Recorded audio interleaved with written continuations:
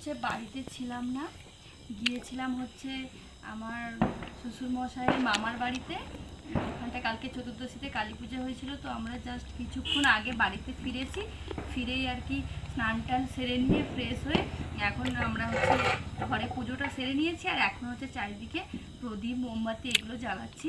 আর বাড়িতে তো কেউ নেই, তাই ভালো লাগছে না, আমি আর মামনি দুজনে, তাই খুব একটা আনন্দ হয়নি। আজ কালী পুজো বলেও মনে হচ্ছে না। আর তোমাদের দাদা ভাই একা বাড়িতে থাকলে ও তো পুরো বাড়িটাকে মাতিয়ে রাখে, তাই জন্য খুব আনন্দ হয়।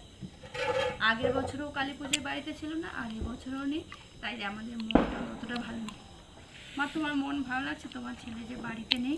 না, থাকলে কত আনন্দ হতো বলো। হ্যাঁ আর এই বিয়ের পর থেকে 1 বছর যা কালী পুজো ওর সাথে কাটিয়েছি, তারপরে আর এই 2 বছর কালী পুজো কাটাতে পারিনি, আনন্দ করতে পারিনি, তাই আমাদের ভালো লাগে না। কারণ আমাদের বাড়িতে তো 4 জন মেম্বার, তার মধ্যে যদি 2 জন বাড়িতে নেই, বাবু তো দোকানে আর তোমাদের দাদাভাই কাজে, আর আমরা দুজন আর কি আনন্দ করব, তাই বাড়িটা তেমন ফাটাইনি।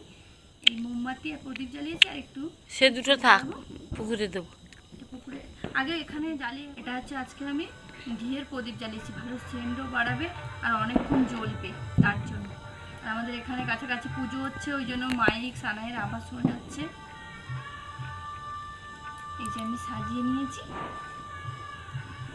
এবারে পুজো